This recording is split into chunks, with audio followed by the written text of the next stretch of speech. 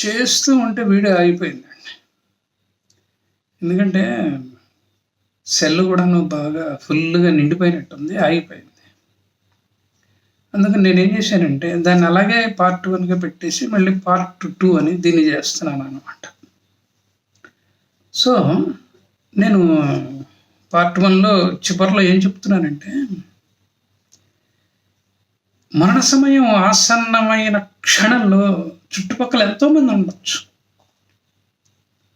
ఆర్తితో ఉండొచ్చు, లేకపోతే బాధ్యతతో అయ్యో వెళ్ళిపోతున్నాడే అని ఉండొచ్చు, రకరకాల భావాలతో ఉండొచ్చు, కొంతమంది బయట టీ తాగుతూ ఉండొచ్చు కదా, రకరకాల మాటలు అనుకుంటూ ఉండవచ్చు, మనకి వినపడవు కూడా.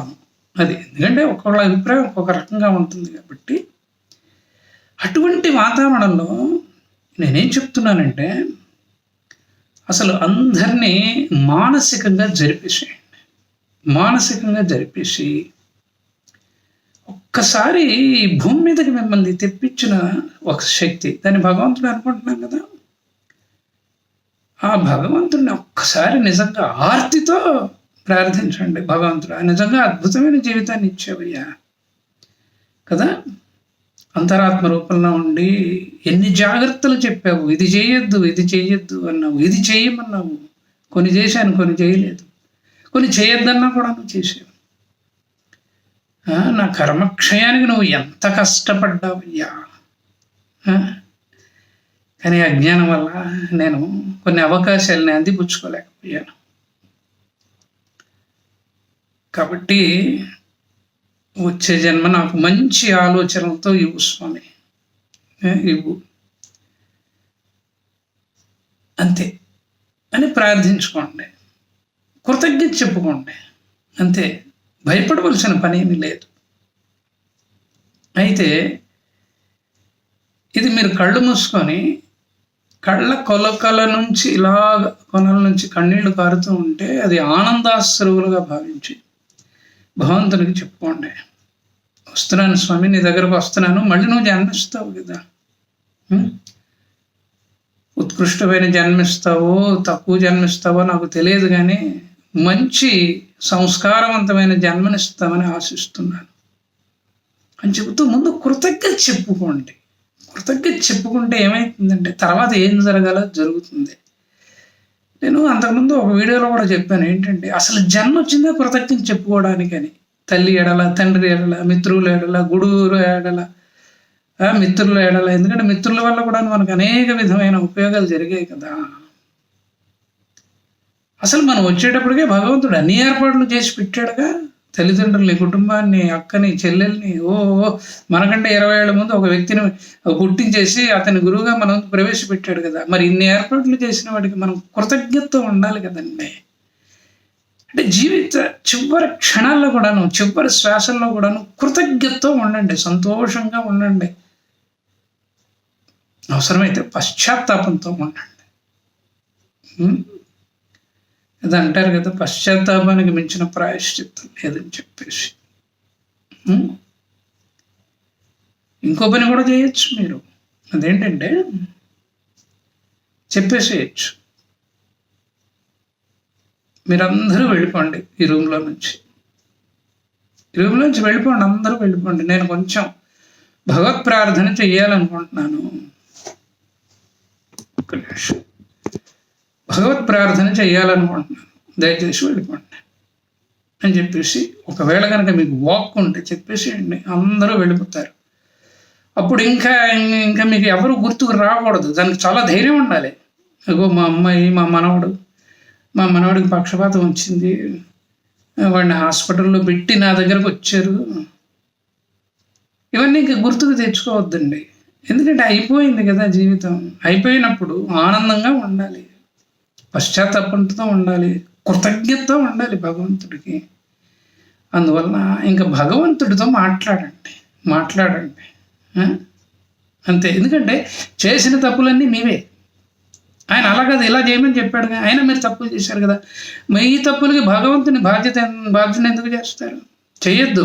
అవకాశాలు ఇచ్చినందుకు, ఉత్కృష్టమైన జన్మకి తగ్గ అవకాశాలు ఇచ్చినందుకు కృతజ్ఞత ఉండండి. మరి వచ్చే జన్మలో ఉత్కృష్టమైన జన్మ ఇవ్వచ్చు కదా, కాబట్టి ఎట్టి పరిస్థితుల్లో కూడాను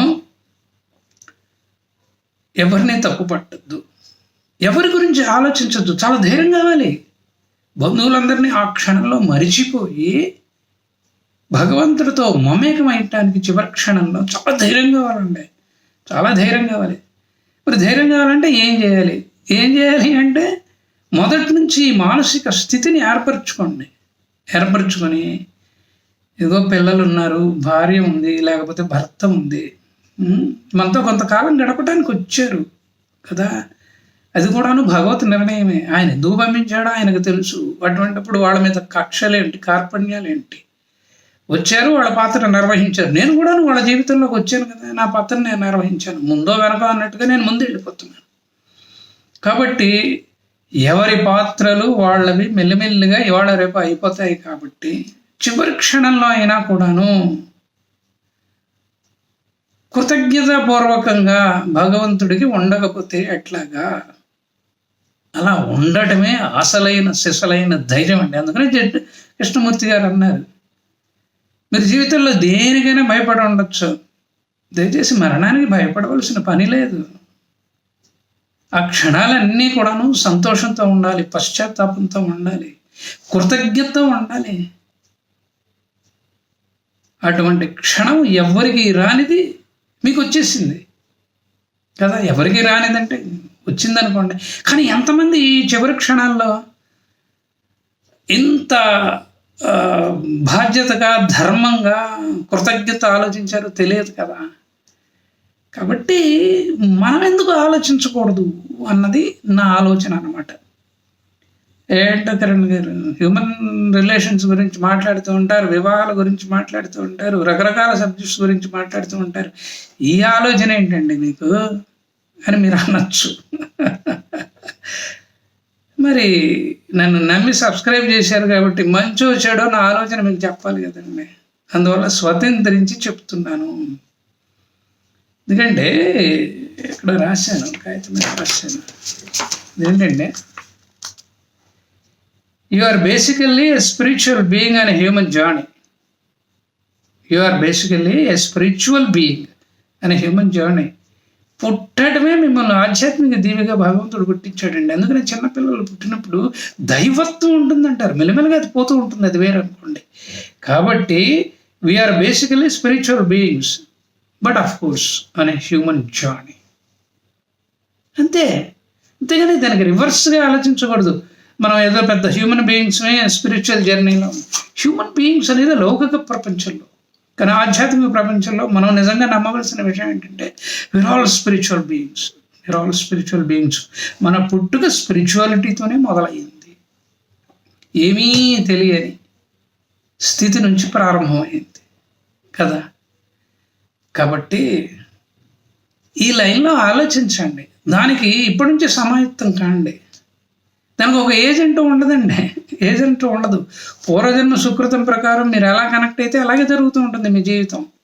ఇప్పుడు నేను ఈ వీడియో చేస్తున్నాను, మీరు వింటున్నారు కదా, మీరే ఎందుకు వినాలి? మధ్యలో ఆపేసేయచ్చు కదా. కాదు ఏదో ఇంట్రెస్టింగ్గా ఉంది, కిరణ్ గారు చెప్తున్నారు కాబట్టి వినాలి, విందాం అని చెప్పేసి మీరు వింటున్నారుగా.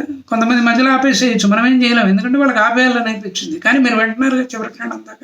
ఎందుకు వింటున్నారు అంటే basically you are a spiritual being, అందుకనే వింటున్నారు మీరు కదా. ఇది చివరి దాకా కూడా వింటారు, ఆలోచిస్తారు, మళ్ళీ దైనందిన జీవితంలో పడిపోతారు, క్వశ్చనే లేదు.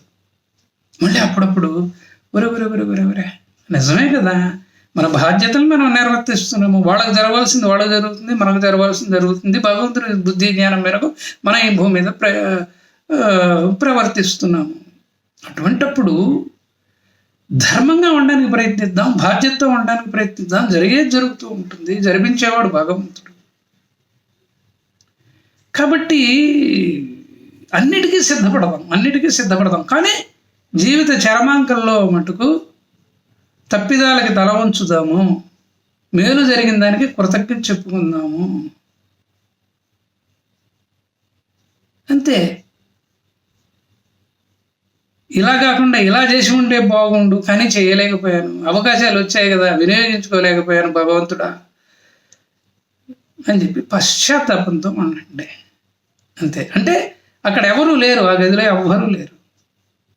భగవంతుడు, అమ్మవారు ఉన్నారు, లేకపోతే అయ్యవారు ఉన్నారు, మీరున్నారు.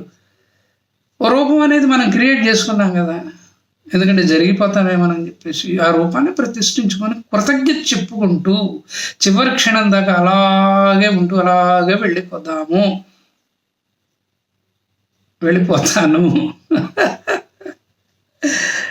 నా ఆలోచన అండి. అంతకంటే ఏం లేదు, మీతో పంచుకుందాం అనిపించింది అంతే.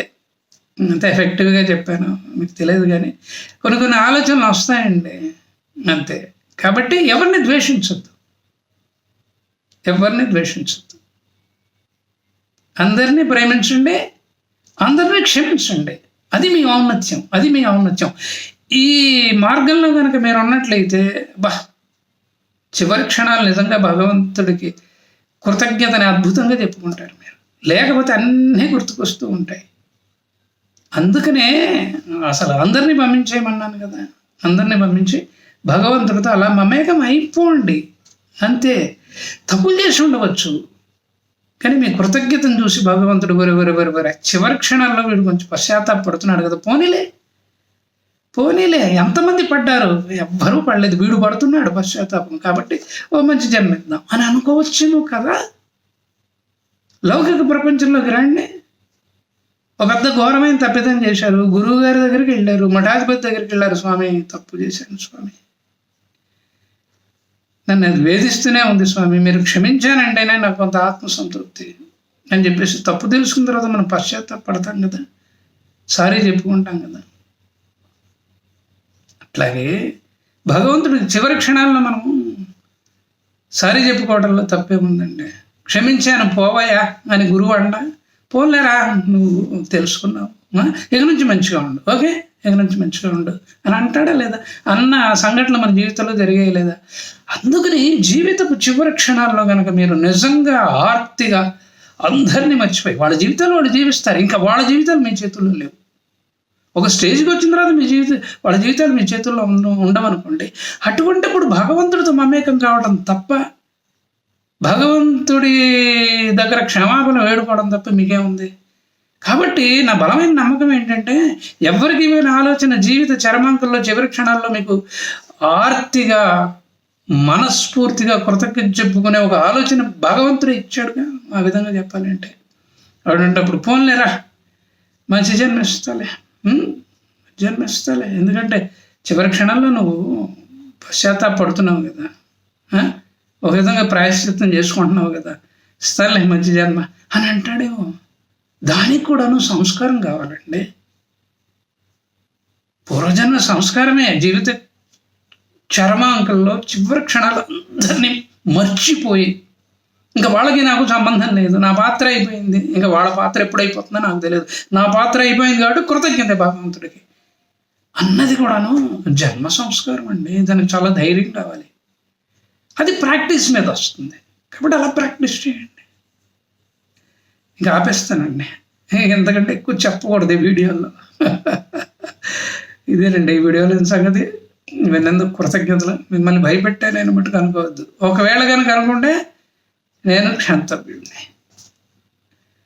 ఈ వీడియో కనుక నచ్చితే ఎప్పటి మాదిరిగా నేను చెప్తున్నాను కదా, నా ఛానల్కి సబ్స్క్రైబ్ చేయండి, వీలైనంత ఎక్కువ మందికి షేర్ చేయండి, లైక్ బటన్ ఉంటుంది నొక్కండి. చూసారా మళ్ళీ నేను లౌకిక ప్రపంచంలోకి వస్తున్నాను. బెల్ ఐకాన్ ఉంటుంది నొక్కండి. కామెంట్ బాక్స్లో సరే మీకు తోచిన మెసేజ్ పెట్టండి. లేదు కిరణ్ గారు మీతో మాట్లాడాలి, ఇబ్బంది ఏముంది, హాయిగా మాట్లాడండి. నా పేరు మారుతి కిరణ్, పోరూరి మా ఇంటి పేరండి. అందుకనే ఒక్కొక్కసారి జీవన పోరాటంలో ఆలోచనలతో కూడాను నేను ఇలాగ పోరాడుతూ ఉంటానేమో, పోరుబాట పడుతూ ఉంటానేమో. సో నా ఫోన్ నెంబర్ కూడా చెప్తాను. నా ఫోన్ నెంబర్ 9491063089. ఇదండి వీడియోలోని విషయం. నమస్కారం.